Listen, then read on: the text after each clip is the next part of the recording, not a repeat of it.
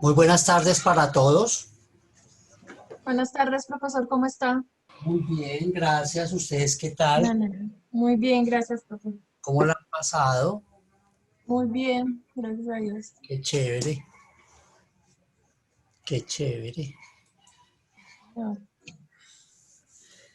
¿Qué tal esa jornada de trabajo? larga, profe. Sí, Y hay mucho trancón también ahora por la tarde. Está imposible. sí. Esta semana me tocó jornada doble porque hay mucho volumen. Llego a las 8, estoy saliendo casi a las 4, pero no, termina uno rema Sí, súper agotado. y rema. Mm, Ah, yo salgo a las 5:30 de la casa y llego a las 5:30 de la tarde. sí, sí, El trancón es terrible. sí. Afortunadamente que este trabajo de la jornada académica eh, para mí es, es un romper el estrés, es una fantasía. Y como me gusta tanto el tema y lo entiendo y lo comprendo, pues no siento mucho el cansancio. Sí, eso pasa cuando no le gusta lo que hace. Sí, es que a mí este tema, imagínense ustedes cuando dicto derecho penal, de introducción al Mm, derecho penal. Eso es un sí, tema, eso es una maravilla. Pero lo que más me gusta es el derecho laboral, porque ese es un derecho que yo llevo en la sangre, porque como yo de joven, de pelado, sí. de 20 años, estudié contaduría pública en una universidad, la Universidad Central de Bogotá. Entonces, mis profesores de derecho eran jueces de la República y durante muchos años, fueron muchos años, por lo menos más de 30 años, eh, teniendo que ver con trabajadores, con nóminas, con Tarde, profesor.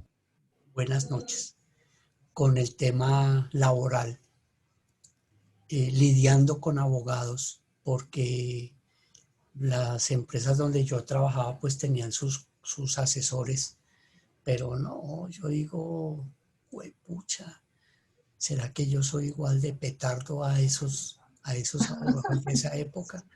Es que uno tenía que estar pendiente de las audiencias, estar pendiente de revisar los procesos, y ellos era plata, plata, plata, plata, plata, plata, Mm, plata, plata. Cada ah, vez que llegaban, plata, plata, plata.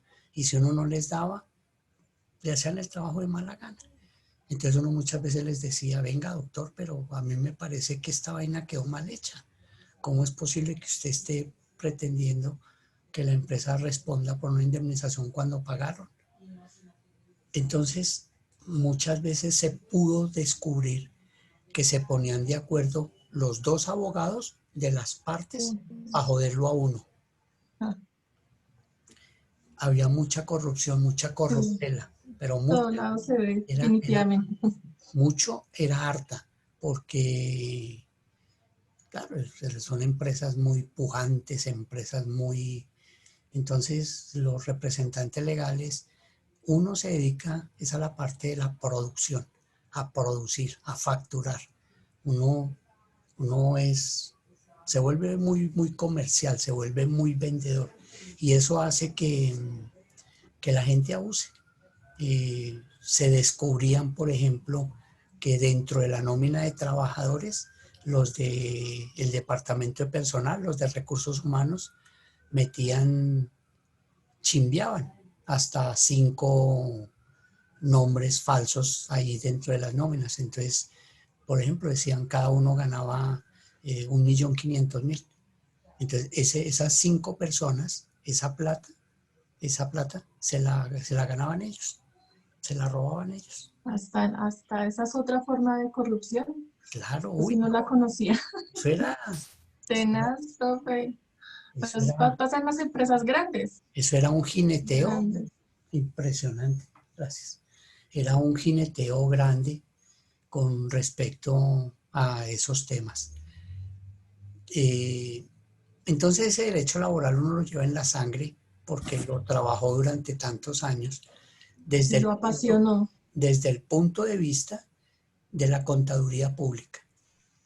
Después voy a la facultad de Derecho a estudiar y pues Derecho laboral, pues obviamente a mí me tocaba estudiarlo, leerlo, practicarlo. Fue muy sencillo, fue muy fácil en la facultad. Y, hice una especialización en Derecho laboral para fortalecerme en el concepto jurídico del derecho laboral.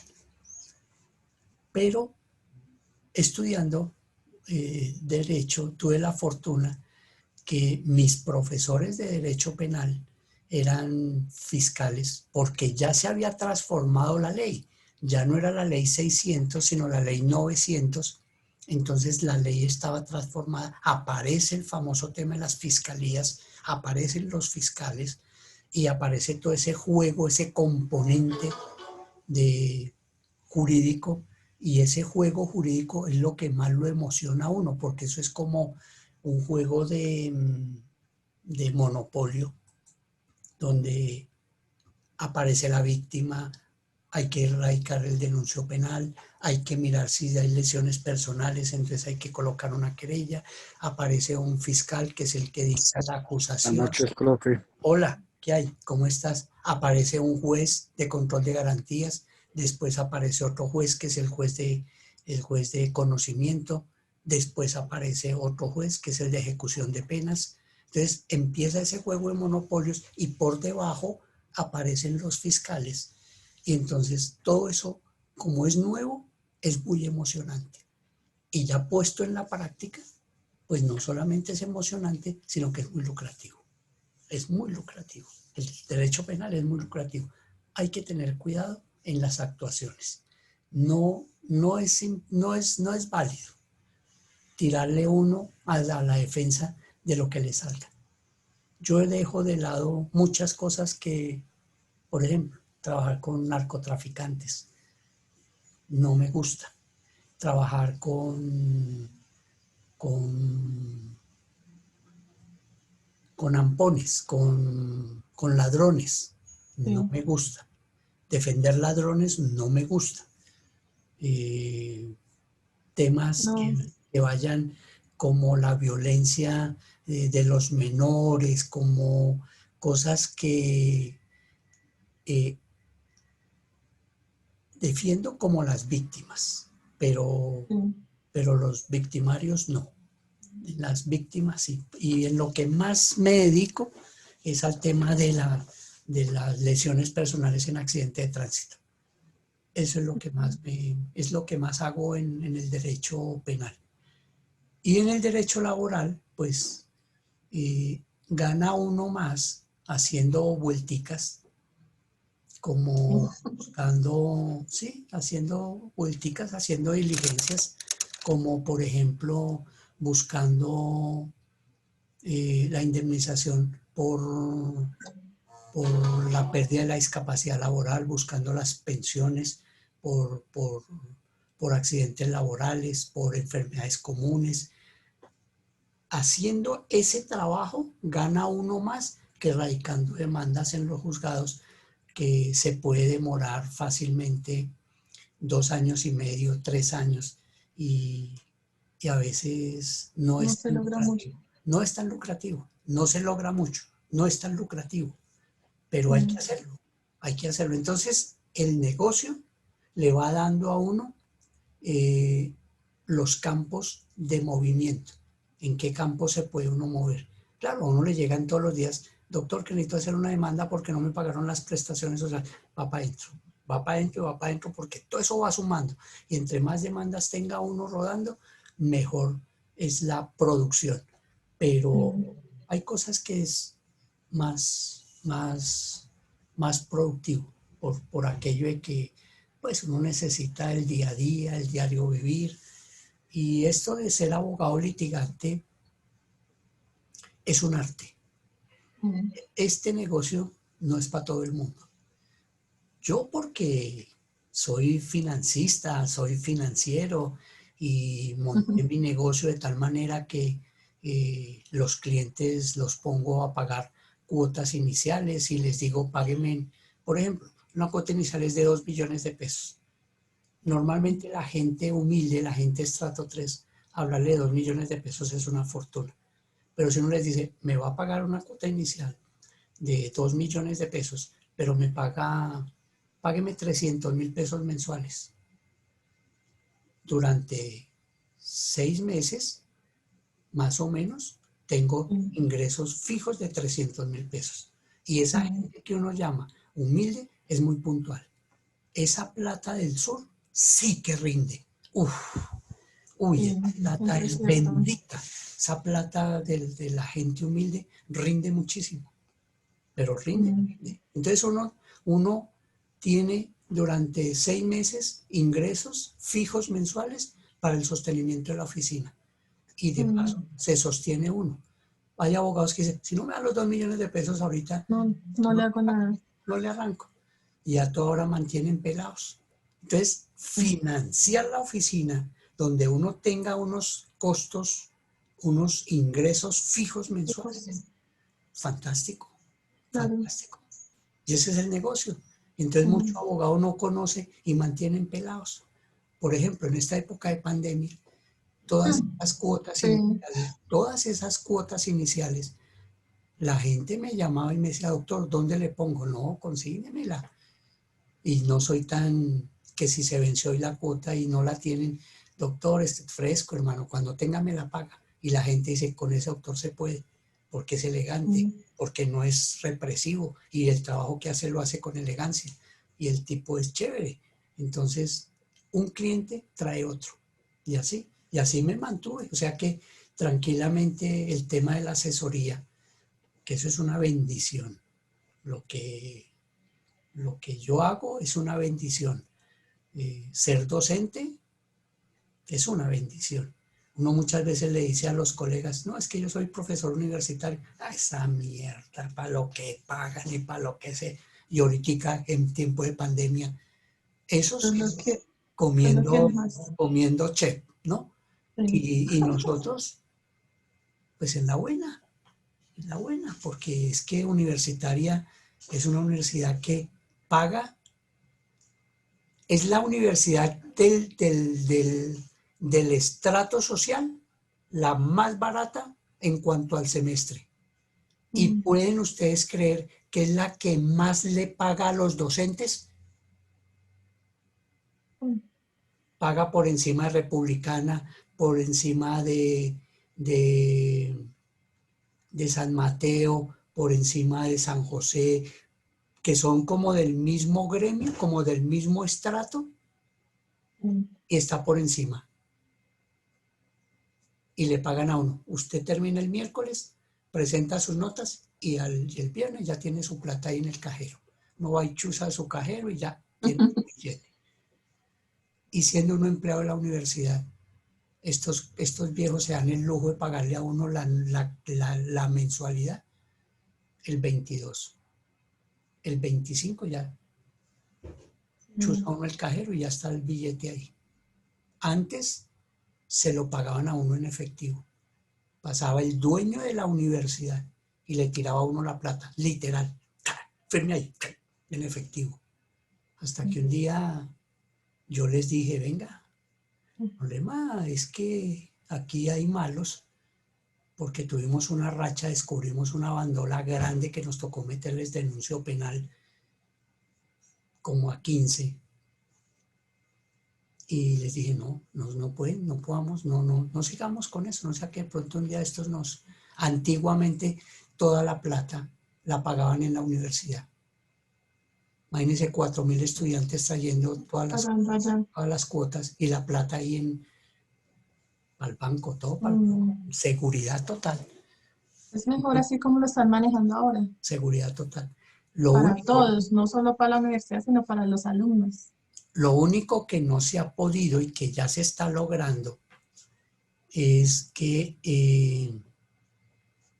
los abonos eh, vayan directamente aplicados a cada estudiante.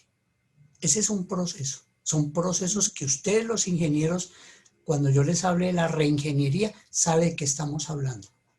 Porque es que eso antes era manejado con una economía de cocina, donde había mucha gratitud. Esa gratitud, por ejemplo, vayan estudiantes, estudien, páguenlo por cuotas y paguen cuando tengan. Solamente los apretan es cuando tengan que presentar el proyecto de grado o de pronto se tienen que presentar el seminario, lo que sea. Ahí es donde los apretan. Y ahí es donde viene el problema más berraco, porque la gente no tiene con qué pagar. Entonces tampoco se puede graduar. Y así son los problemas jurídicos y para eso lo tienen a uno, para que uno responda derechos de petición, tutelas, demandas, todo lo que le pongan.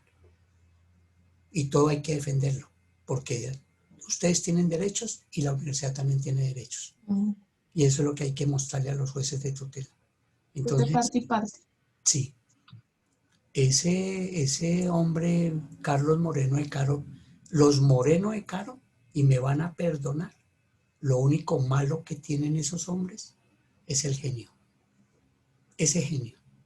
Pero ustedes lleguen a tener problemas en la universidad y vayan con una sonrisa de a 200, con mucha humildad, esos viejos les sueltan lo que quieran.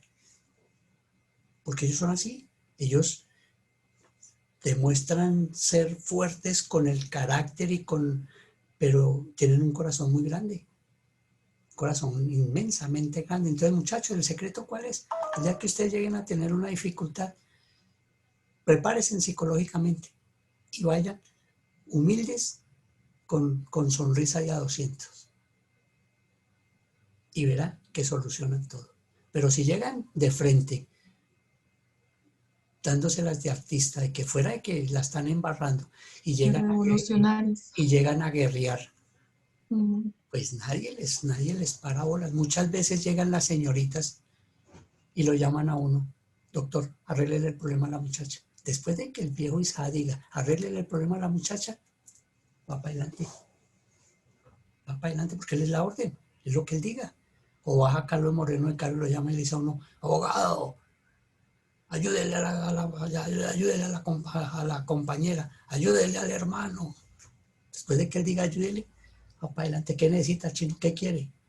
No, que mire, qué tal, que listo. Venga a ver. ¿Cuánto debe? Listo, venga. Traiga tanto y cuadre tanto y va para adelante. Listo. Pero con sonrisa de a 200. Pero si llegan, llegan de una vez a pelear, no, ni mierda, nada. Que pida reintegro, en el reintegro se lo niegan. Así de sencillo. Muchas veces la gente va y tiene la cuota de 2.100.000 y la cuota el semestre es de 2.400.000. Entonces le sostienen la cuota, pero porque la gente es humilde y va sí, con carisma, porque ellos lo que pretenden es ayudarle a todo el mundo, ayudarle a todo el mundo. Es eso. Entonces se lo está diciendo un hombre que durante 4 años ha vivido de ellos. ¿Por qué yo me mantengo? Porque yo soy un hombre noble, tengo conocimiento científico que me libera y me da poder, pero tampoco me dejo manipular. El día que a mí me inviten a hacer cosas negativas, les digo que no y salgo y me voy. Yo no le vendo mi alma al diablo, no se la vendo. Y ahí no se hacen cosas negativas, ahí no se hace nada que vaya en contra de los principios, nada. Porque ese hombre bueno, tiene un corazón muy grande. Cuando él fue político, cuando lo acusaron de que él fue ladrón, No, a él lo jodían era porque llevaba las ratas, los sapos, con las culebras, todo eso. Y Uribe para quitárselo de encima. Yo, ¿sabe qué, Carlos? Váyase de embajador a Sudáfrica, lo mandó al culo del mundo para quitárselo encima. Y allá el hombre se fortaleció porque trabajó con Mandela y trabajó de la mano de mucha gente que socialmente lo fortaleció. Pero a él nunca lo han acusado de ser un político pícaro, ladrón, nunca. No existe. Porque él combatió todo eso. Que tiene su genio, sí, porque son seres humanos y cada ser humano tiene su genio. Pero mire, la plata que el hombre se gana en la universidad se la invierte en la universidad. Si ustedes miran, por ejemplo, los baños, no hay un resentimiento social de que todo el mundo llega a pintar groserías, vulgaridades y todo en los baños. Los baños son impecables. Y ahora lo que están haciendo para, para recibir los estudiantes nuevamente es una cosa de locos. Tienen sus baños, tienen su jabón, tienen sus toallas, tienen todo funciona a las mil maravillas. ¿Por qué? Porque él sabe que políticamente los políticos lo corretean, pero él se cuida mucho y todo lo tiene al pie de la letra y le invierte mucha plata al área administrativa. Entonces, bueno, vamos a seguir después de los comerciales. Vamos a seguir a ver si logramos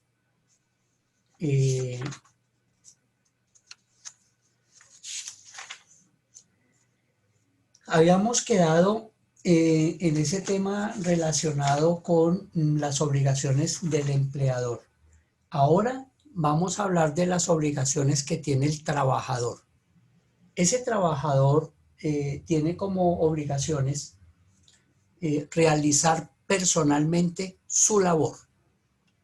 Porque acuérdense que dentro de los 3 elementos fundamentales del contrato de trabajo, ¿alguien sabe cuáles son los 3 elementos del contrato de trabajo? ¿Alguien sabe? Son No, 3. profe. Son 3 elementos fundamentales del contrato de trabajo. A ver, el primero, Subordinación, subordinación. salario Diga solo y... uno. Diga bueno, solo uno. subordinación. Subordinación, que es igual a orden. La, 2. la remuneración. Remuneración. Retribución. La retribución es la misma remuneración. Y el tercero, Estación El personal. horario, el horario. El horario. Con el horario. Presentación personal. Y la presentación, la prestación La del prestación. servicio, directamente por el trabajador. Entonces son los 3 elementos fundamentales del contrato. De hoy al martes vamos a hacer este prototipo como de ensayos de cómo va a ser las preguntas del segundo parcial. Y son así como lo estamos viendo, donde los estudiantes tienen que ser eruditos. Ustedes como ingenieros tienen que saber de todo un poquito. Esa es la gran responsabilidad que ustedes tienen, ese compromiso social que ustedes tienen, saber de cada cosa un poquito. Pero son profesionales. Y el derecho laboral es un componente más, es una ficha del rompecabezas que los va a hacer más eruditos, porque van a entender el derecho laboral. Por eso se dicta de esta manera, que sea comprensible, que ustedes lo entiendan. Porque si lo vamos a dictar rigurosamente como se dicta en la Facultad de Derecho, es a otro precio, es a otro cantar, porque ellos, desde que están estudiando Derecho, es porque van adquiriendo la doctrina jurídica. Ellos son los defensores de los trabajadores o los defensores de los empleadores, y por eso hay que formarlos con criterio, con carácter.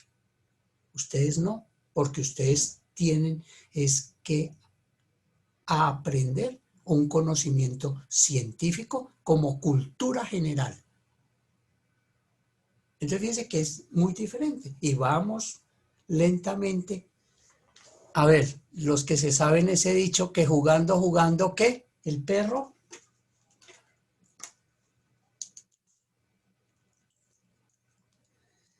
Hay un dicho que dice que jugando, jugando, el perro. Termina en el perro. Bueno, ahí se lo dejo, que muchos lo saben, pero les da pena y no se ríen. Bueno, o no lo saben. Bueno, segundo, no comunicar con terceros información que tengan sobre el trabajo. Un tema de exclusividad. Ustedes están haciendo, como ingenieros en la planta, están desarrollando un proyecto. Por ejemplo, están haciendo una máquina que va a ayudar a lavar frutas. Pero ese proyecto ustedes no se lo pueden ir a contar a la competencia, porque ahí están ustedes siendo incursos o sea, están cometiendo una conducta negativa con respecto a las obligaciones del trabajador. Uno normalmente no debe contar lo que pasa en el trabajo, en la casa, ni mucho menos en el mundo exterior. Lealtad por la compañía, ¿sí, profe? Lealtad. Dime. Ahí manejan el término en los contratos de lealtad. Sí, de confidencialidad. Confidencialidad, sobre todo, por ejemplo, uno de los principios rectores de la ética profesional del abogado es el secreto profesional. Uno tiene que guardar el secreto de las cosas que su cliente le ha contado. Por ejemplo, cuando se va a hacer un divorcio y resulta que la señora le cuenta las infidelidades que ella tuvo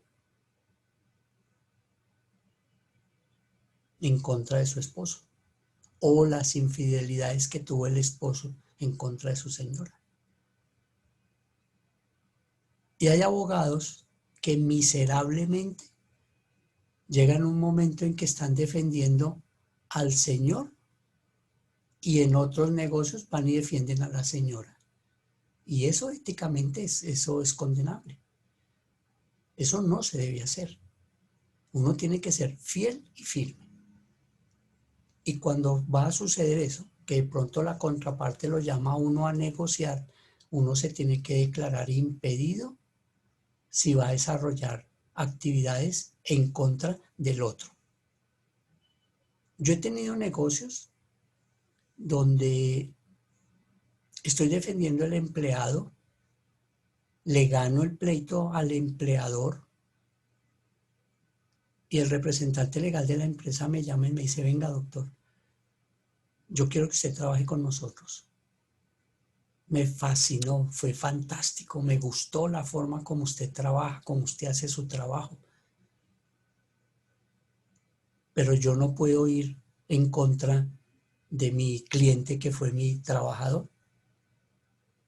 Y tengo varios contratos de asesorías jurídicas de empresas a las que yo les he ganado pleitos. Y ya estamos ganando los pleitos porque la empresa mal asesorada, entonces pues si a uno le dan la pata y por ahí se puede uno meter para ganar el proceso, pues lo siento mucho, yo lo siento, pero vamos para adelante. Entonces esa práctica del secreto profesional es lo que uno tiene que guardar porque hace parte de las obligaciones del trabajador. Fíjense ustedes que cada vez que tocamos un tema le ponemos un ejemplo de la vida práctica para mayor entendimiento y ustedes me ayudan. Ustedes me van ayudando y vamos sacando adelante el proyecto para que sea dinámico. Conservar y restituir en buen estado, salvo los de deterioro normal, los instrumentos útiles que haya sido facilitado en materias primas sobrantes. En una planta de producción, pues si tienen elementos o materias primas, pues el trabajador está en la obligación de conservarlas, las herramientas, las materias primas, para que cuando se termine la obra, esos sobrantes puedan ser reutilizables. Yo he visto en muchas partes que existen depósitos de materiales que son sobrantes y que después esos materiales, por buen uso, por buen almacenamiento, se pueden reutilizar en otros proyectos. ¿Mm? Entonces, esa es una de las obligaciones. Aquí hay un tema bien importante, que es el tema moral. Guardar rigurosamente la moral. Esos principios morales. Yo antes, en otra universidad, dictaba ética profesional. Duré dictando ética profesional como unos 4 años y a muchos abogados no les gusta dictar esa asignatura. Dicen que eso es como un castigo. Pero para mí no, porque pues en mis ratos libres, en mis ratos de ocio, yo combino la filosofía con el coaching educativo. Eso hace parte de un hobby por más de 30 años. Antiguamente se llamaba mejoramiento personal, los comportamientos humanos, pero eso no es otra cosa de lo de hoy día, que le pusieron un nombre muy publicitario, el coaching educativo, el coaching emocional. Hoy todo el mundo es coaching, todo el mundo habla de ese tema. Pero una cosa es hablar del tema y otra cosa es conocer. Entonces, yo, por ejemplo, por más de, póngale 30 años, estudiando la filosofía autodidacta, leyendo a Kant, leyendo a Sócrates. Por eso me enamoré dictando esa cátedra, viajando por Europa, conociendo los sitios para poder a sangre fría contarle las historias de esas culturas filosóficas que conllevan a que los estudiantes, los jóvenes y los adultos interpreten qué es la moral. Y solamente voy a hacer un pequeño abrebocas, no me voy a extender más de 1 minuto, diciéndoles que la moral son los principios que le enseñan a uno en la casa. El respeto, saludar, el comportamiento de las personas,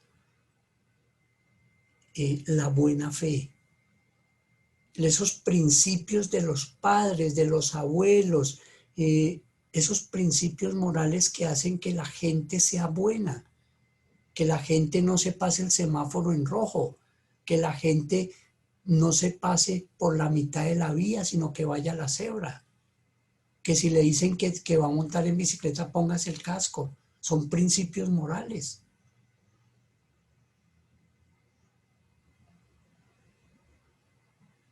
Ahora, hay que diferenciar los tipos de principios morales. ¿Por qué?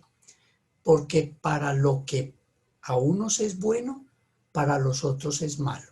Por ejemplo, nosotros que tenemos unos principios morales del amor, de la convivencia, del respeto, de la ayuda mutua, de la tolerancia, porque así nos digamos mentiras, ustedes y yo tenemos esos principios. El principio del respeto. Y yo respeto para que mínimamente los demás me respeten a mí. primero doy y después recibo. Y esos son los principios que aprendimos en la casa. Entonces, para nosotros, ver esa sociedad de los habitantes de calle que consumen droga, consumen alcohol, están cometiendo actos ilícitos permanentemente, tienen los hijos y los tienen en la calle. Para nosotros eso es una moral que no es buena, pero para ellos la moral de nosotros tampoco es buena. Entonces, para lo que a nosotros es bueno, para ellos es malo. Y para lo que para ellos es bueno, para nosotros es malo. Para ellos es bueno estar haciendo sus necesidades fisiológicas en un parque como cualquier animal. No les preocupa nada. Tener hijos en un cambuche, tengan o no tengan que darles de comer. Para nosotros eso es malo, eso es terrible. Pero para ellos es su vida y para ellos eso es bueno. Entonces, eso es lo que se denominan las morales buenas y las morales malas. Y mucha gente en las empresas se gastan el papel higiénico en debida forma o se lo llevan para la casa. Lo enrollan y se lo echan y se lo llevan para la casa. Así no lo necesiten, pero van cogiendo esa costumbre. Entran al baño, hacen su necesidad y no bajan la cisterna. Entonces, cuando llegue el otro al baño, miércoles, tápese los ojos y la boca y baje la cisterna porque el que estuvo allá deliberadamente no lo hizo. Porque así son. Entran a los baños y dejan las llaves abiertas, que el agua regándose. Entonces, en esa parte de la parte de guardar rigurosa la moral, es eso. Y pues cada quien actúa de acuerdo a sus principios morales. Y si yo actúo bien, tengo mi conciencia tranquila y voy por la línea del centro. Y a mí nadie me va a molestar, porque mi conciencia está tranquila. Molestarán al otro, porque tarde o temprano se dan cuenta que no soy yo, a pesar de que estoy en el departamento, el que está cometiendo esas conductas, sino es otra persona. Van a la cafetería y se llevan el azúcar. Entonces suspenden el servicio de cafetería miércoles por culpa de este berraco. Entonces, uno, ¿qué es lo que tiene que cuidar? Su conciencia. Porque la conciencia es el peor verdugo que tiene el ser humano.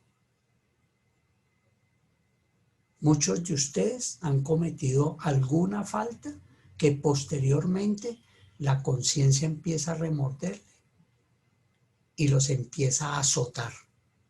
Por ejemplo, muchos de ustedes, muchachos, les pagan, se van a jugar rana, se van a jugar minitejo, se gastan lo que no se tienen que gastar y después están descuadrados con el arriendo, descuadrados con el mercado y empieza esa conciencia a decirles, huepucha, si yo no hubiera ido, estaría elegante, estaría bien, no estaría brava mi señora.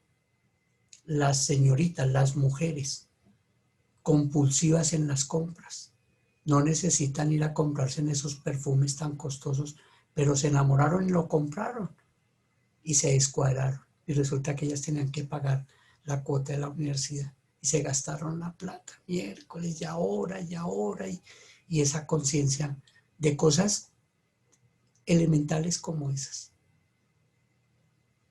¿Cuántos de nosotros nos pagan y nos gastamos la plata? Y es la cuota de la hipoteca. Y no tenemos, y se nos descuadró. Y mantenemos pagándole al banco cada 60 días la cuota que toca pagarla cada 30 días. Y se nos presentan dificultades porque hacemos cosas por impulsos. Porque ese es el ser humano. No hay seres humanos rectos, perfectos, no los hay. muchas veces uno teniendo la plata no paga, porque no tiene la cultura del pago. Yo pago después. Yo pago después. Y yo le doy plata a mi amigo. Yo le pago a Alejandro después, fresco. Como Alejandro no me cobra. Yo tenía que pagarle a Alejandro 200.000 pesos, tan pronto me pagaran el sueldo. Alejandro tiene plata, eso yo no le cobro. Y Alejandro llegó el 15 y le dice, venga José, ¿se acuerda que nosotros tenemos un compromiso? Uy, hermano, sí. Pues es que se me olvidó, yo con la plata en el bolsillo. Tome. ¿Y él quién queda mal?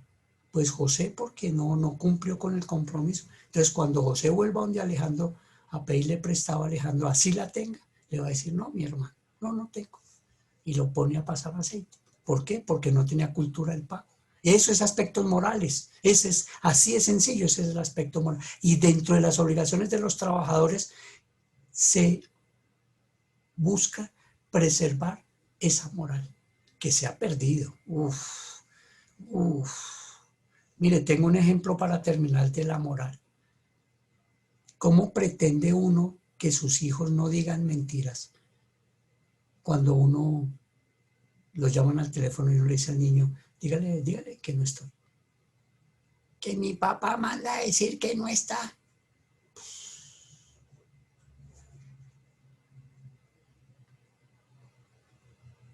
Un día cualquiera en una panadería, el señor pasa un billete de 5.000 para comprar 1.000 de pan, los huevos y la bolsa de leche. Y la muchacha de la caja le da vueltas al señor de un billete de 50.000. Y el señor va con su niño. Y el niño jala del saco al papá y le dice, papá, le dieron mal las vueltas.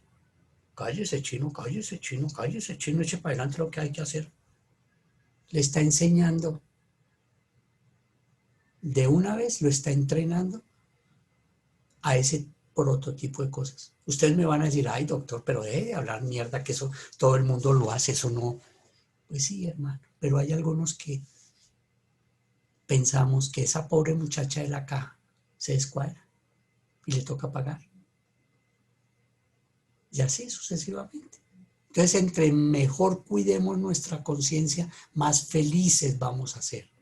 Si queremos una vejez saludable, empecemos desde ya a mejorar conceptos de la moral. Así es sencillo. Empecemos a mejorar esos conceptos. Y la vida de nosotros a futuro, se lo juro, va a ser feliz. Siendo profesionales, manejando una buena conciencia. Muchachos, ustedes tienen una vida por delante, tienen un mundo por delante, tienen una abundancia, pero manéjenla con el tema de la conciencia y la moral. Y vemos también cómo dentro de esas obligaciones es comunicarle oportunamente al empleador posibles dificultades que se pueden tener, no solamente en los elementos, en las computadoras, en las impresoras, en las máquinas que se están trabajando en las plantas de producción. Y así el empleador no le tenga en cuenta a uno lo que uno está diciendo, pero moralmente es una obligación hacerlo. En días pasados yo dije un concepto y me contestaron como diciéndole, usted no sea lambón, no se meta. Así me sentí y yo le dije al jefe, es que es mi responsabilidad moral hacerlo. No me puedo ir para la casa sin haberle dicho que nosotros tenemos esa dificultad. Y el tipo se fue y al rato regresó. Me dijo, ¿sabe que eso es lo que me gusta de usted? Que es frentero, que usted ve y las manifiestan. Y uno a veces no le pone cuidado. Y ahí es donde vienen todos esos perjuicios y todas esas dificultades. Porque uno cree que la gente se está metiendo donde no debe. Y le dije, y para eso me paga, viejo. Así le dije, y para eso me paga, viejo. Usted irá a decir que yo soy un sapo, un lambón, pero para eso me paga. Porque yo prefiero prevenir y después no que usted me diga, y usted siendo el abogado, ¿por qué no me dijo que eso había que prevenirlo o que había que hacerlo al derecho?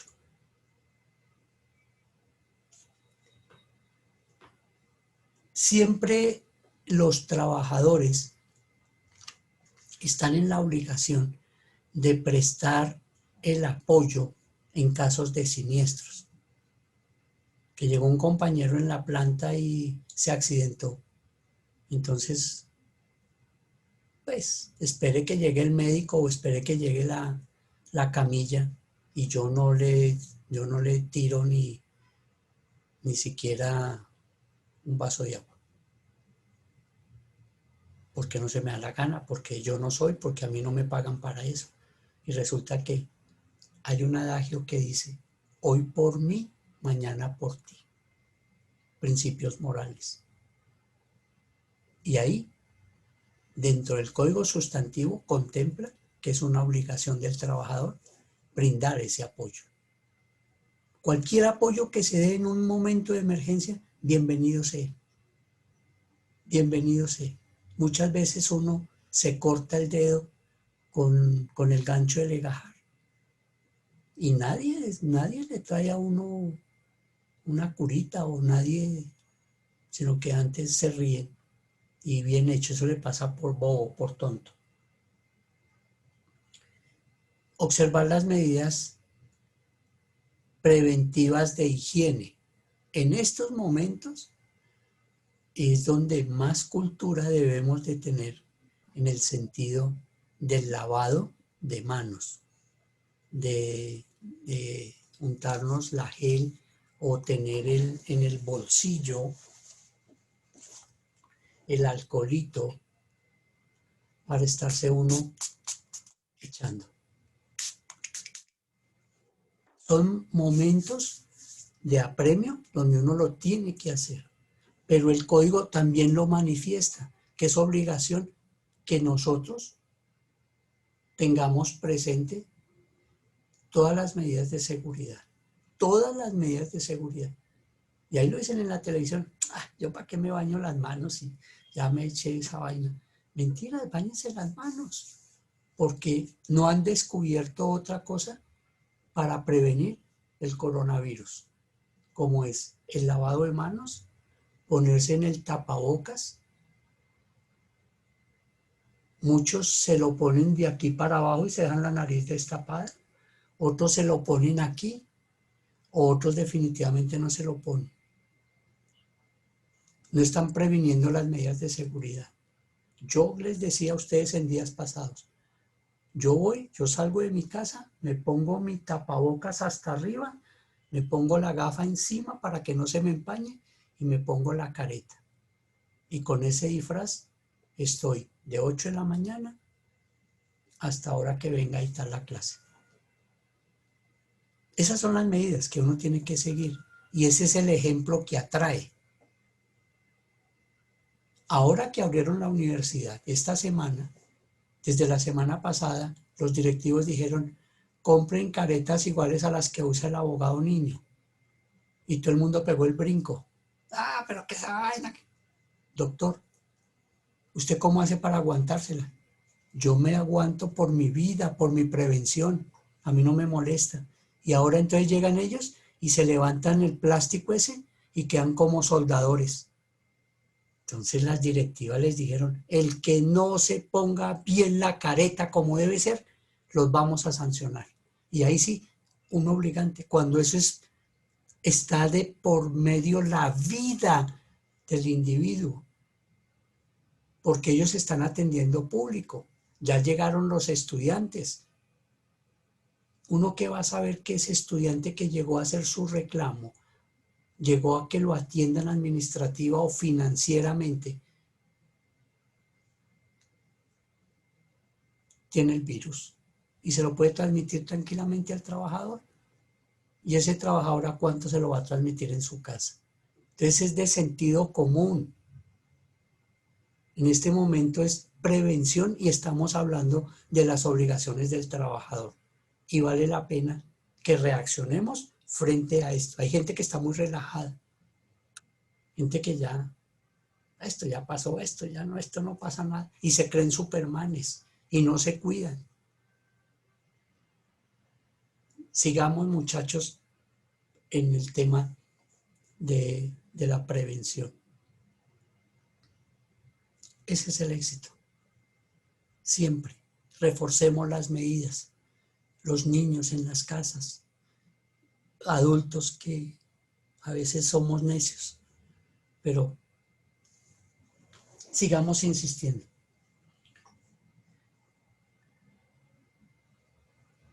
Y fíjense que esto que acabo de comentar hace parte de la octava, del numeral 8 de las, de las obligaciones del trabajador, que es observar. No es solamente prevenir, sino observar lo que estamos comentando, que esas medidas de seguridad tienen que ser. Miren esto tan interesante. Resulta que en las obras de construcción, las grandes obras no permiten que un obrero nuevo entre a la obra si no lleva la afiliación de la ARL. Y para afiliarlo a la ARL tiene que llevar la EPS.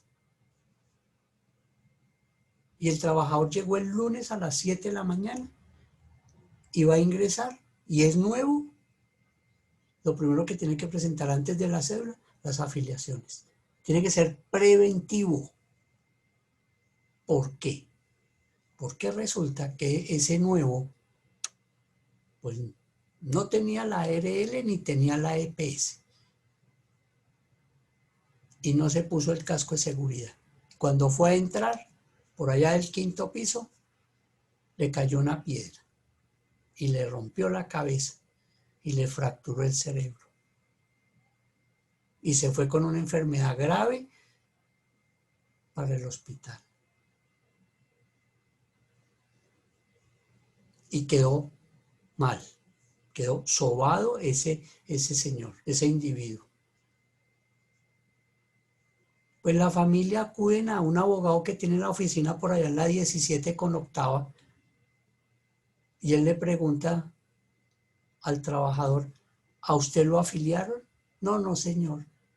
¿Le dieron casco? No, no, señor. ¿A quién le vamos a cobrar el accidente? ¿Al empleador? ¿A la ARL?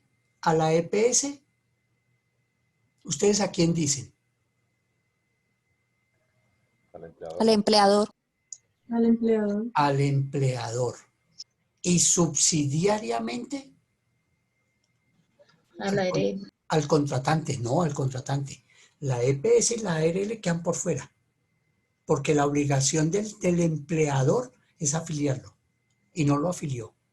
Entonces él asume la responsabilidad y subsidiariamente le vamos a cobrar al dueño de la obra, al contratante. ¿Se acuerdan de los nexos causales cuando hablábamos del contrato civil de prestación de servicios y que decíamos que el nexo causal era contratante, contratista, y el nexo causal en el contrato laboral era empleado, empleador? ¿Se acuerdan? Pregunta 18 del parcial. ¿Cuál es el nexo causal en el contrato civil de prestación de servicios? Claro, antes le pregunté al doctor, ¿ustedes creen que el contrato de prestación de servicios es un contrato laboral? Y la respuesta es no. Entonces dígame cuál es el nexo causal en el contrato civil de prestación de servicios. Y el estudiante contesta, en contratante, contratista. ¿Usted cómo se llama? Jennifer Paola. Tiene 4 y se puede ir. Así de sencillo. porque son preguntas puntuales de lo que estamos hablando.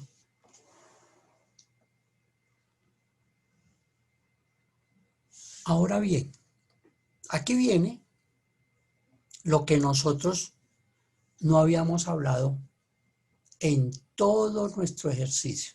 No habíamos hablado de la protección a la mujer en estado de embarazo. Les ruego el favor, damas, que no se sientan aludidas cuando yo digo mujeres en estado de embarazo, porque van a decir, pero ¿cómo es de atrevido? Diga señoras, diga señoritas, diga, pero mujeres, ¿con qué displicencia? Es que así lo dice la norma. El código habla de las mujeres en estado de embarazo. Entonces, por eso uno hace la aclaración para que no se sientan afectadas. Las mujeres en estado de embarazo deben empezar a disfrutar la licencia remunerada consagrada en el numeral primero del artículo 236 del Código Sustantivo del Trabajo. Y esa es la protección que tienen ustedes cuando, por ejemplo, son despedidas porque están embarazadas. Porque eso sucede. Y les hice el comentario. Resulta que la señorita llegó a trabajar a la oficina y la señorita le gustaba al jefe porque tenía unas faldas bien puestas y estaba muy bien dotada, y resulta que la señorita apareció embarazada. Pero no del jefe, sino de su novio. Entonces el jefe, por rabia, la despidió. Y el artículo 236, perdónenme.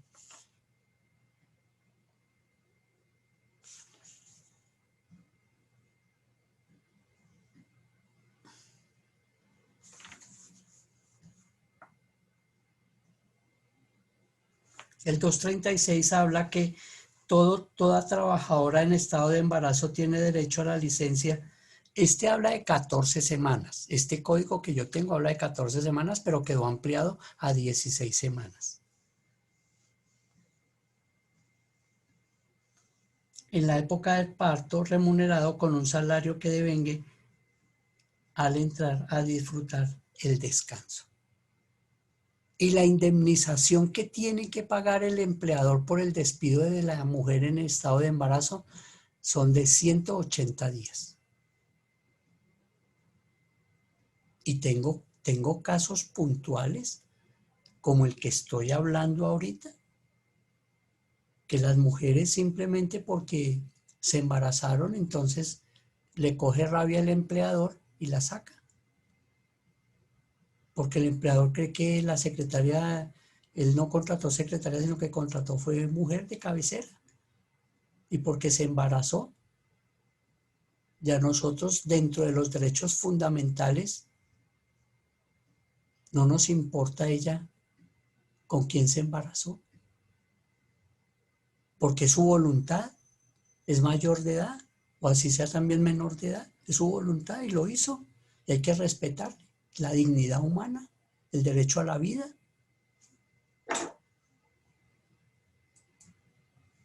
Y esos son los principios fundamentales que están consagrados en la Constitución Política del artículo 11 al 41.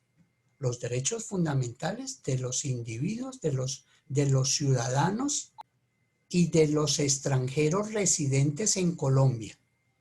Los derechos fundamentales están consagrados del artículo 11 al 41 de la Constitución Política.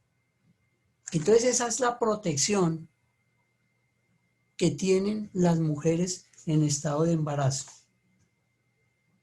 Y hay toda una cantidad de sentencias y pronunciamientos de la Corte que muchas veces los empleadores desconocen la norma y terminan los contratos a las mujeres en estado de embarazo y después tienen que pagar gruesas sumas de dinero por las indemnizaciones, porque es una de las faltas bien graves, bien delicadas, y que el código protege al 100% a las mujeres. Bueno, ¿cómo vamos hasta ahí, muchachos? Quiero oír conceptos. Bien, profe, tengo una pregunta, pero pues la digo al final de la clase. Ya la puedes hacer. Ah, ok, gracias. Profe, una pregunta. En el caso de cuando una empresa se declara en ley de insolvencia Sí, y tenía a cargo a una mujer que justamente estaba en estado de embarazo sí, y la despiden producto de que sí. están en ley de insolvencia, de todas maneras, ¿esta persona puede demandar? Tiene que demandar. Tiene Sí. que demandar para que el juez ordinario laboral le reconozca el derecho. Ok, Porque, profe, porque el gracias. hecho que la empresa entre en un estado de insolvencia, ellos entran en el estado de insolvencia desde el día y la hora en que radicaron la solicitud de la insolvencia. Antes no. Y la insolvencia es donde les permite que a partir de ese momento no pueden realizar pagos a los trabajadores. Porque dentro del pago que hacen, primero le pagan a los trabajadores. Primero dicen que le pagan al Estado los impuestos, después los trabajadores y después el resto de acreedores. Ese sería como el orden de pagar.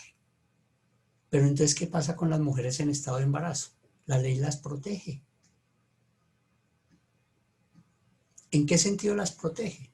Claro, terminaron el contrato, porque es que la ley de insolvencia no quiere decir que la empresa la cerraron. No, la empresa entró en un estado de insolvencia y nombran un administrador para que ese administrador revise si la empresa puede continuar trabajando, porque como cesa la obligación de pagos,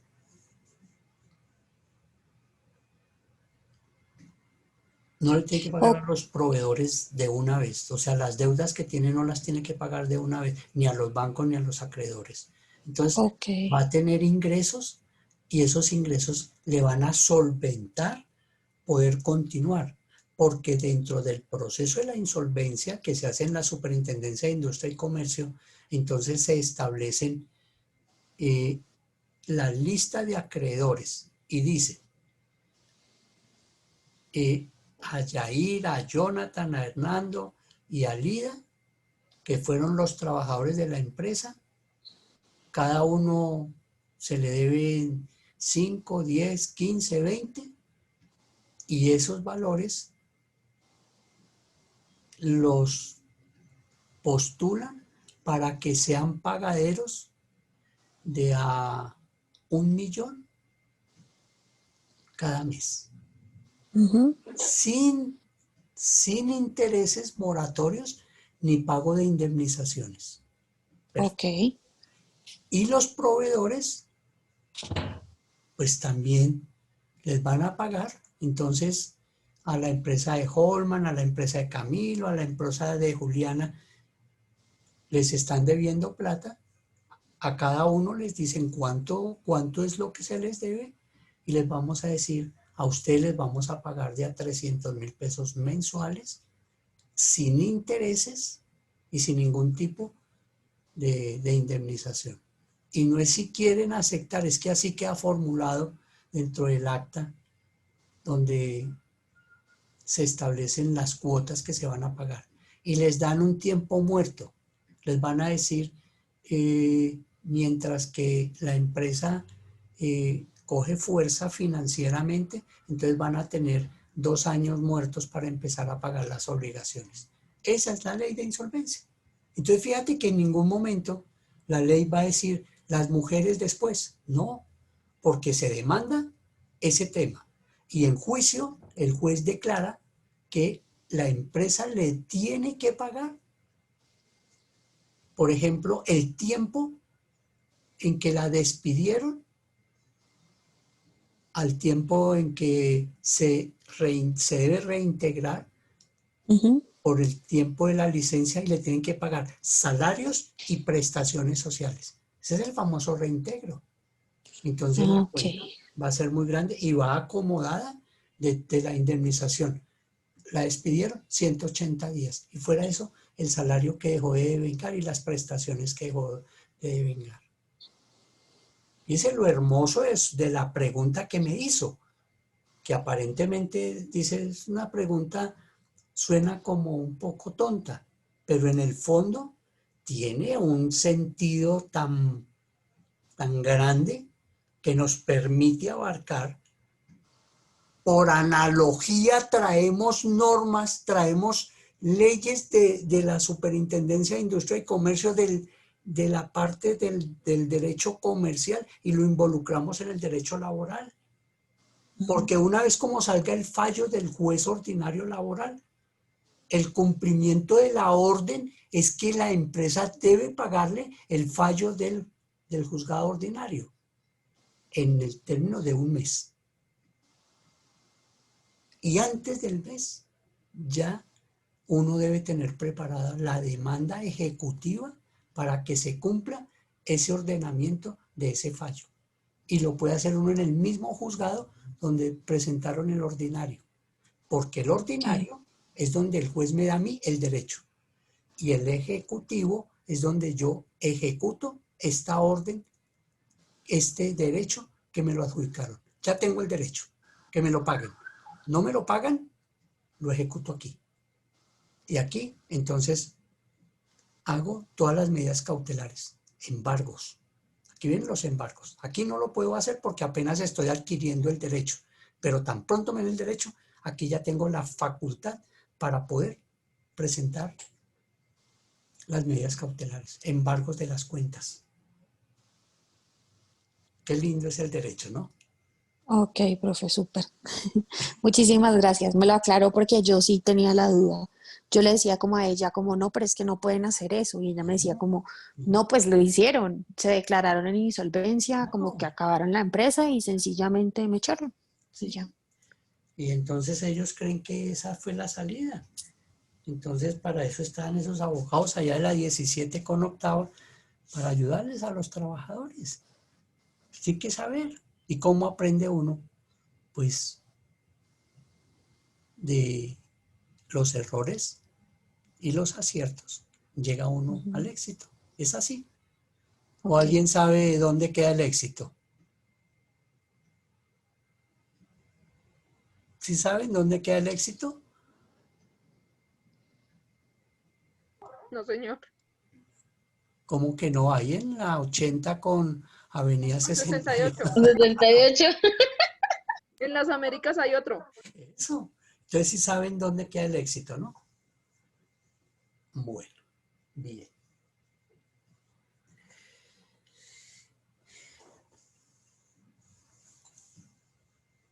Y vamos a tratar de muy rápidamente hablar de las prohibiciones que tienen los empleadores y las prohibiciones que tienen los trabajadores. Así como tenemos derechos, hay prohibiciones.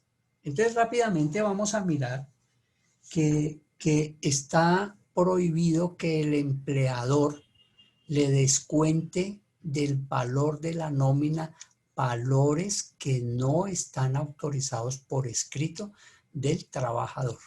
Ejemplo,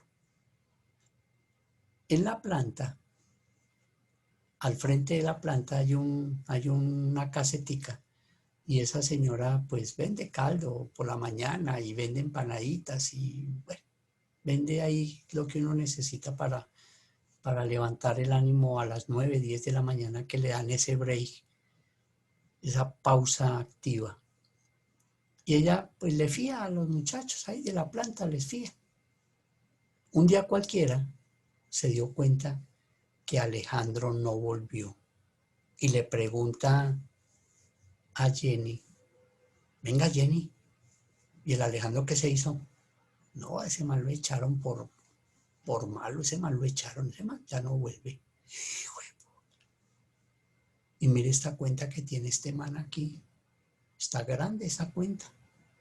No, yo me voy a ir allá para donde donde don Jorge Ariel, que es el jefe personal, y le digo que de lo que tienen que pagar de las prestaciones sociales, que me pague, porque yo tampoco voy a perder, ¿sí o no, Jenny? Y Jenny dice, sí, vaya, que eso mi profesor de Derecho dijo que sí, que eso allá le pagaban. Pues resulta que Jorge Ariel le dice, no, no, mi señora, no le puedo descontar a Alejandro porque no hay una autorización escrita de él. Ay, entonces mi plata se la va a robar. Pues, ay, sí, ¿yo qué puedo hacer? Ay, entonces usted también es ahí cómplice. Usted seguramente, él iba y le traía las empanadas y usted tragó también de eso y se van a robar mi plata. Sí, pero no soy yo el que me la voy a robar como empleador, porque simplemente yo no le puedo descontar, porque no está autorizado por escrito. Fíjense ustedes, ejemplos tontos, estúpidos, pero hacen parte de esa autorización y de esa prohibición que tiene el empleador. Y si no, pues a uno lo pelaban descontándole porque sí o porque no. No le pueden a uno descontar.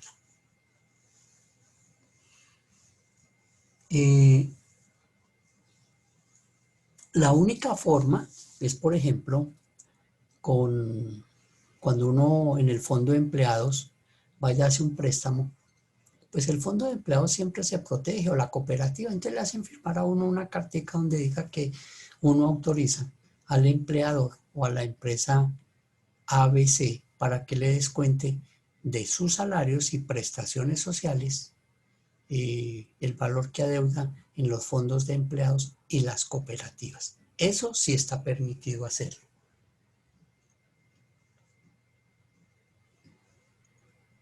Profe, una pregunta. Dígame. Cuando les cuentan por llegadas tarde, hay... Pero fíjate que esa plata ni siquiera va a ser para ellos, porque el reglamento interno de trabajo habla de hacer unos descuentos, ni siquiera por el retardo. Muchas veces le hacen esos descuentos, pero esos descuentos están permitidos por el reglamento interno del trabajo. ¿Ves? Es otra cosa diferente. Pero esa plata debe ir a esos fondos del bienestar social de la compañía para muchas empresas que son grandes. Entonces le hacen los descuentos a los trabajadores y los mandan para que con esa plata compren balones o compren cosas para, o sea, la reinvierten en el bienestar social de sus trabajadores. Profe, yo tengo una duda. Dime. Tengo un caso en particular, digamos, tengo un conocido que por parte de una entidad bancaria se solicitó el embargo del salario. Sí. Yo sé que dentro del artículo 5960 del Código Sustantivo de Trabajo Sí. aclara sobre el tema de las deducciones, Sí. ¿sí? Y dice que la compañía no puede generar ningún tipo de deducibles si no es con una autorización previa. Sí, En señor. ese caso de que a esta persona se le generó, digamos, esa deducción sin previa autorización al empleador, ¿cómo se podría, digamos, llevar ese caso ahí? Pues hay que exigirle a la empresa que, a ver, déjeme que es que yo estaba pensando dos cosas. Una, si no está autorizado, pero cuando son autorizaciones judiciales, porque el banco presentó el ejecutivo por el préstamo que le hizo al señor, entonces el juez ordena el embargo de los salarios de ese trabajador. Ahí no se necesita permiso, porque las órdenes judiciales no necesitan permiso. Son casos excepcionales de la norma. Por ejemplo, las pensiones, que también son inembargables, pero sí son deducibles siempre y cuando el trabajador autorice para que la empresa le pague. Entonces, excepcionalmente, los mandatos judiciales no necesitan de permiso. Inmediatamente llega la orden, la empresa le tiene que descontar, claro, un porcentaje de, por ejemplo, el juzgado dice descuéntele 100.000 pesos y póngalo a disposición del juzgado. Muchas empresas, cuando sucede eso, sí que les da motivo para terminar los contratos a los trabajadores. Porque es un gasto administrativo. Porque descuenten, consignen el banco agrario, mande el título judicial al juzgado. Es un gasto administrativo. Entonces muchas veces las empresas pues lo hacen, pero le buscan el quiebre al trabajador. ¿Viste cómo puede suceder esos temas? ¿Sí te quedó claro? Sí, claro, profe. Gracias. Claro. Buenas noches. Dime. Qué pena, profe. Una inquietud. Lo que sucede es que en la empresa un compañero, él es soldador, y tuvo un descache y dañó un material que es muy costoso. El jefe de planta le dijo que se lo iban a descontar de la nómina. ¿Eso está permitido bajo la ley, profe? Qué pena la pregunta. Fíjate que en el numeral anterior, cuando hablábamos de las obligaciones de los trabajadores, ellos tienen esa obligación de tener el cuidado para no escacharse. Entonces, existe la posibilidad de que le descuenten, porque lo vimos en el artículo 58 del código, que debe de tener el cuidado con esa materia prima. ¿Viste cómo una cosa nos trae a colación la otra? Sí, señor. Muchas gracias, profe. Claro que sí, con mucho gusto. Profe, entonces prácticamente un trabajador no puede cometer ningún error. Tiene que ser perfecto. Sí. Sí, porque Buenas noches, profe. so pena de que tenga que pagar los daños. ¿Se acuerda cuando decían el que rompe paga y se lleva sus trastos? Dani, Señor. Sí, profe, le escucho. ¿se acuerda? Cuando Profe, decían, con el que respecto a lo Profe, que porque, decía, o sea, la Jorge, verdad es que nosotros, por Jorge, ejemplo, yo trabajo acá, Jorge, espérate. Dime, Dani. yo trabajo acá en el Meta y nosotros, como somos empleados que, por ejemplo, yo trabajo con una empresa contratista, Sí, pero nosotros somos afiliados a la USO. sí, Sí, entonces, pues, ¿qué nos dijeron ellos? Acá también se perdió una herramienta en el grupo de trabajo y la empresa dijo que se iba a descontar esa herramienta. sí, Entonces nosotros buscamos apoyo de la unión sindical sí. y al final de cuentas dijeron que nosotros no teníamos que pagar esa herramienta y así fue. O sea, porque no le iban a descontar pues, de la liquidación. Claro, Dani. Pero tú te acuerdas que ayer hablamos para qué sirven los sindicatos? Sí, profe. Para proteger los trabajadores. Y la fuerza sindical buscó la protección de esos trabajadores e hizo que esa orden o esa medida de descuento no se llevara a cabo. Pero si no tuvieran el sindicato, yo creería Hay que pagar. Yo creería que les descuento. Jorge Ariel, bienvenido, buenas noches, cuénteme. buenas noches, profe. Dime. Le iba a comentar algo que con respecto a lo del compañero que comentó que del amigo soldador. Sí. Bueno, yo también soy soldador, ¿sí? Sí. Y que, no sé, a uno en una empresa lo contratan ¿para qué? Para ejercer el cargo en específico. De pronto el hombre no estaba en sus capacidades o algo así, ¿no? O que, como su palabra lo dice, uno es soldador, no armador ni otra cosa. De pronto Armando fue que se dañó el material y pues está en su debido lugar la empresa a cobrarle eso, porque si no lo contrataron para ese qué, para ese Sí, proceso. Jorge, procedimiento, no sé. Lo que tú dices es preferiblemente no hacer más de lo mandado, porque el día que la embarre le van a decir quién lo mandó de lambón a hacer eso. Pues ahora pague porque quién lo mandó. Sí, Nadie le dijo a señor. usted, nadie le dijo a usted que hiciera eso. Y eso es lo que está diciendo Jorge Ariel. Bueno, mire que aquí hay una cosa que, tocando el tema de los sindicatos, el primer sindicato que hubo en Colombia fue el de las bananeras,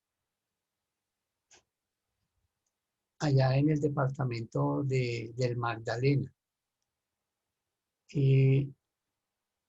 Resulta que esos gringos que estaban explotando las bananeras, ellos tenían una tienda, un supermercado, y obligaban a los trabajadores que tenían que comprar los víveres en ese supermercado.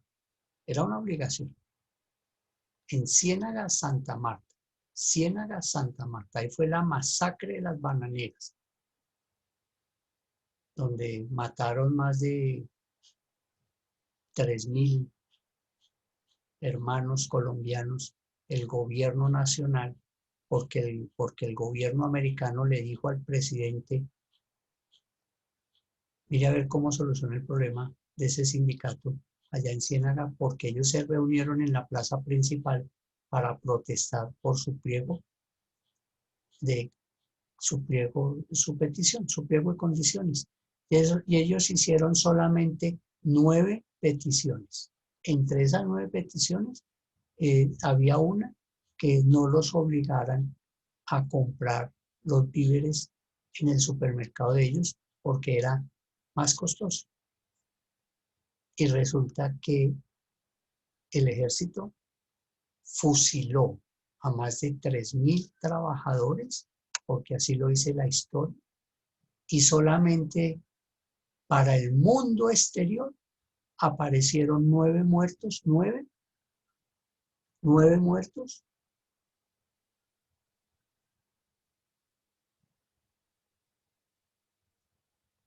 como homenaje a cada punto de los 9 que están en el pliego de condiciones. Entonces, dentro de las prohibiciones que tiene el empleador en el artículo 59, habla de que no está permitido que obliguen al trabajador a comprar víveres ni siquiera si la empresa tiene una cooperativa. Uno tiene la libertad de comprar donde le parezca.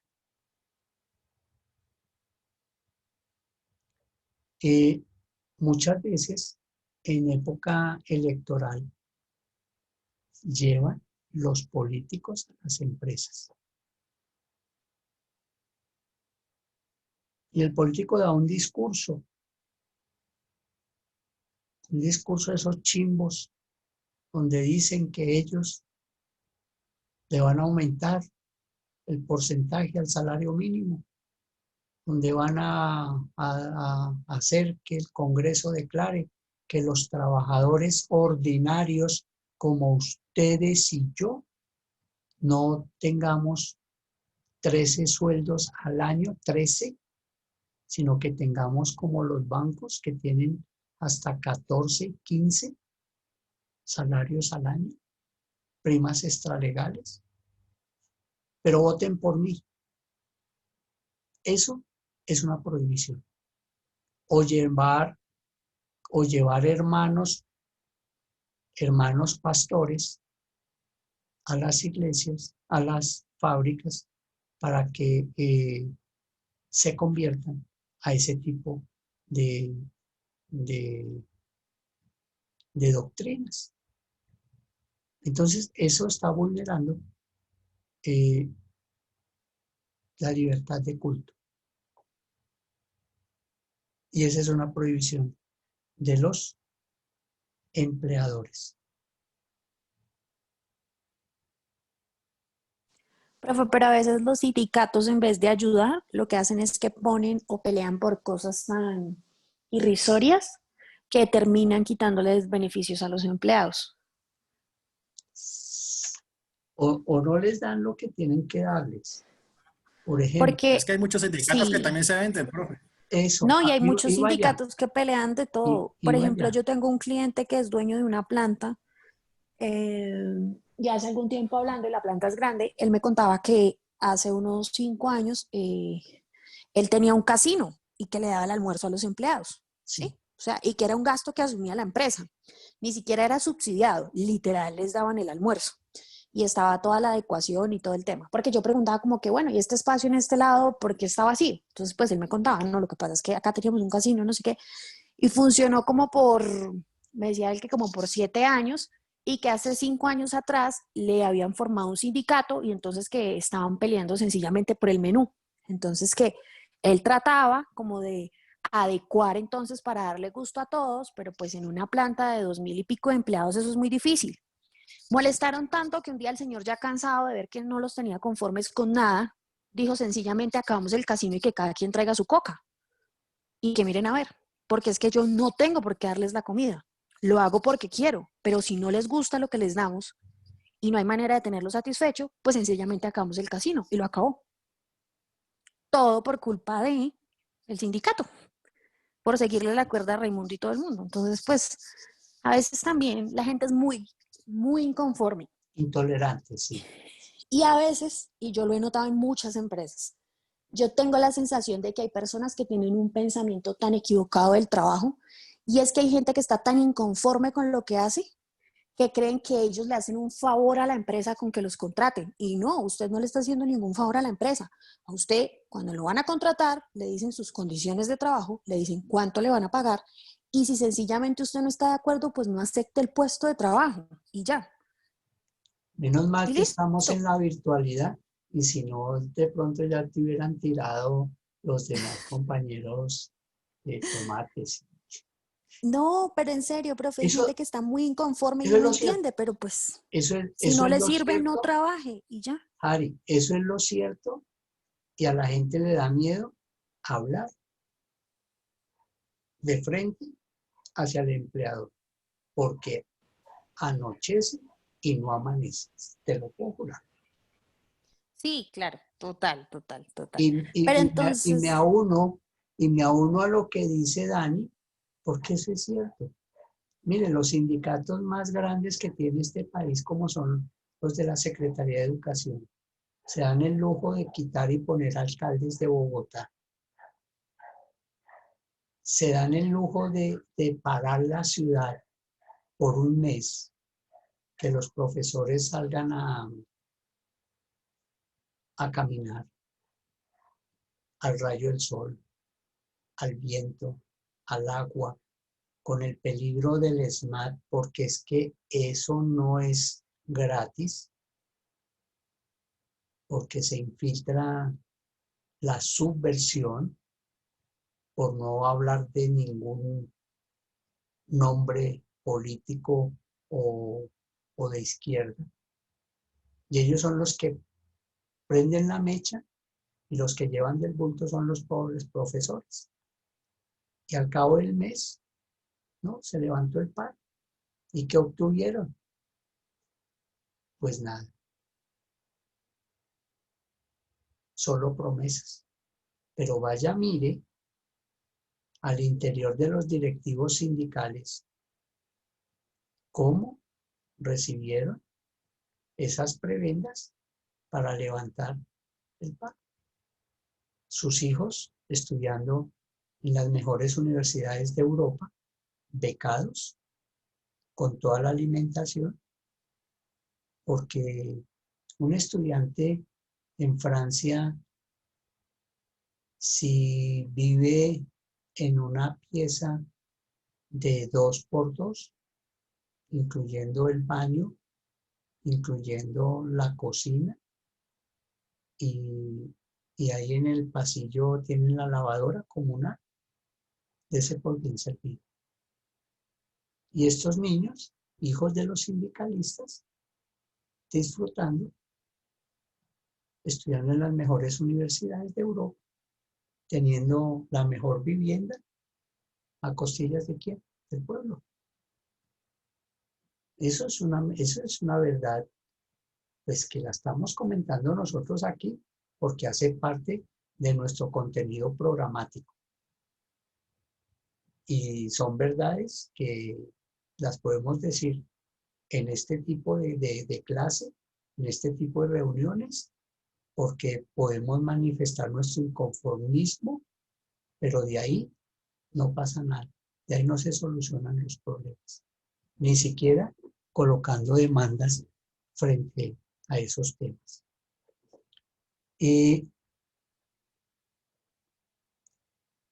Tampoco los empleadores pueden hacer rifas y obligar a que los empleados compren la boleta. Eso no está permitido.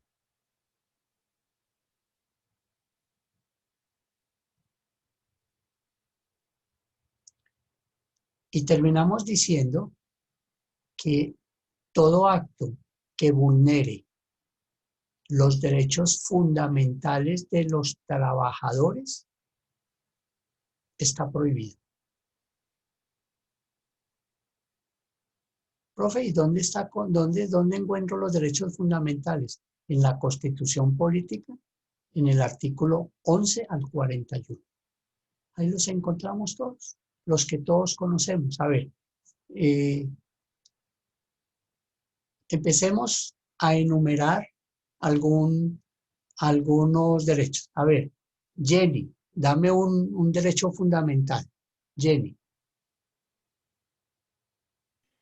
El derecho a la salud. Perfecto.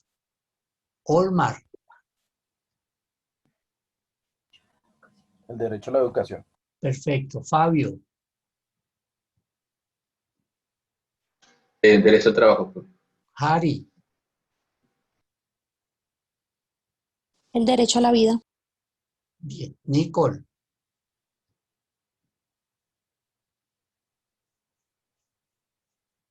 Nicole. El derecho a la libre expresión. Listo. Yaren.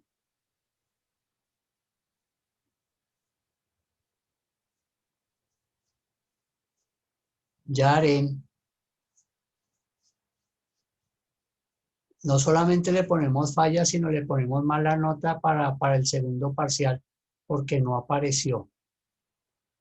A ver, Jesús. Derecho a la protesta, profe. Sí, sí, porque ese es un derecho de asociación. Sí. Carlos Páez. Derecho a la libertad ideológica. Sí, está bien. Jason.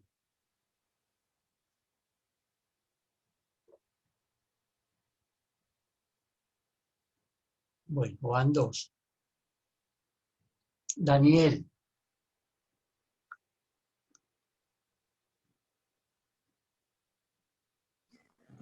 El derecho Hola, a la profe. libertad. Derecho a la libertad y a la libre expresión.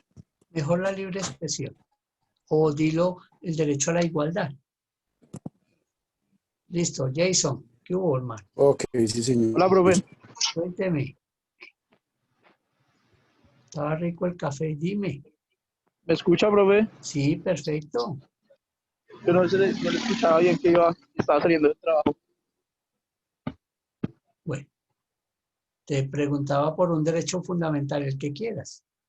Ah, un derecho fundamental. Sí. A ver, uno de lo que estamos hablando ahorita, por ejemplo, el derecho al buen nombre, derecho Listo. a la vivienda, Déjelo ahí. derecho a la salud también. Déjelo ahí. Bien, perfecto. Cari, Bueno, profe. Cari, Chamorro.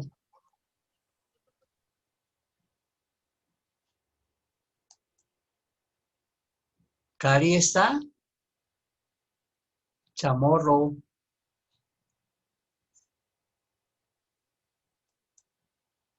Ese docente tiene una manera tan sin igual de hacer control de legalidad de una manera excepcional.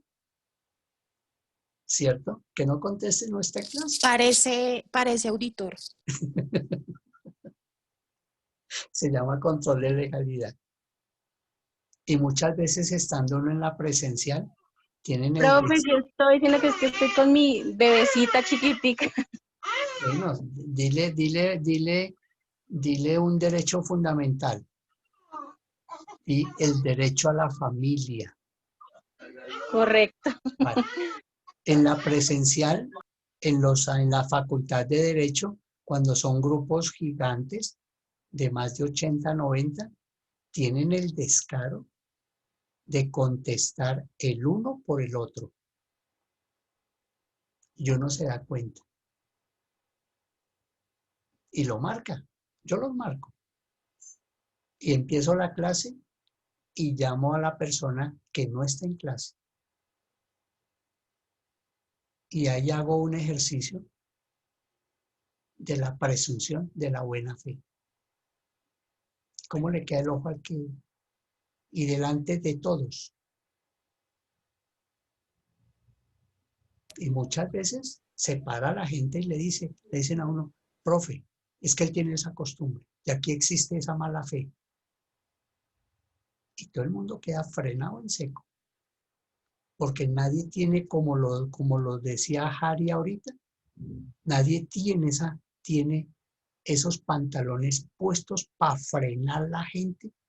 Y yo les digo, yo aquí no estoy formando individuos de mala fe. Y pongo un ejemplo, cuando yo me gradué de abogado, cuando recibí mi título de abogado, yo le pedí tanto a la divinidad, a mi poder superior, que no me permitiera ser un abogado ratero. Así textualmente lo expresé en mi mente. Y ese es el compromiso que tengo con mi poder superior.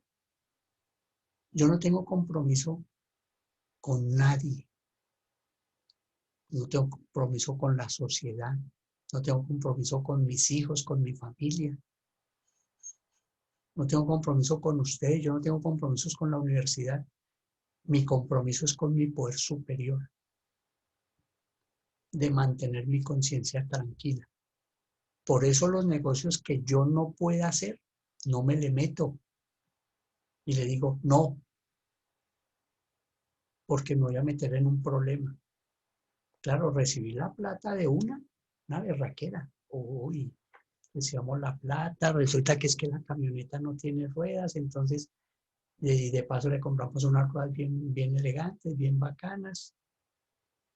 Resulta que los pasajes para Cartagena están baratos. Irme 3 días con mi señor al mar, bacanísimo. Y después el problema. ¿Será que la conciencia me lo va a permitir? No, eso no le hagamos. Prefiero vivir. Y por eso estoy donde estoy. Y en la universidad me han hecho consejo de guerra. Y he tenido la facultad de decirle, aquí está mi renuncia. No, doctor, pero es que no es para tanto. No, porque es que yo no estudié para permitir que los estudiantes que son de mala fe me bailen a mí, me falten al respeto, y no solamente eso, la imagen de la institución. Por eso cuando yo veo que alguien me está copiando en un examen, lo llevo a la rectoría. Porque uno no está formando gente de mala fe. Para mí tiene más valor que un estudiante me diga de frente, doctor, no estudié. Porque es que su materia no la entiendo. Es que yo no sirvo para esto. Esta no es mi materia. Listo. Para mí tiene más valor esa sinceridad. Le digo, listo, mi hermano. Le voy a poner un trabajo. Y hágalo a conciencia. Y el tipo se va feliz. Y ese tema que le pongo, en su vida nunca se le va a olvidar. Ese es el premio, la honestidad, a la buena fe. Entonces, mis queridos estudiantes, yo quiero que ustedes le peguen una leidita al artículo 60 del Código Sustantivo del Trabajo. Y mañana hacemos una rondita de preguntas y respuestas y avanzamos para enfocarnos en otro tema de avance en nuestro contenido programático. Ustedes han sido muy amables, muy formales. Gracias por la participación. Gracias por asistir. No siendo más el objeto, la clase ha terminado. Muchas gracias. Feliz noche. Mañana, profe. Gracias, profe. Gracias, profe. Hasta luego. Gracias, profe. Hasta mañana. Muchas Luego. gracias. Gracias. Buenas noches. Gracias. ¡Chao, profe! Chao, bebé. Ay, No vaya a estudiar Derecho, estudia Ingeniería. ¡chao, profe! Chao. Entonces tiene, Chao, profe. Chao, Feliz noche. chao. Chao, buenas noches.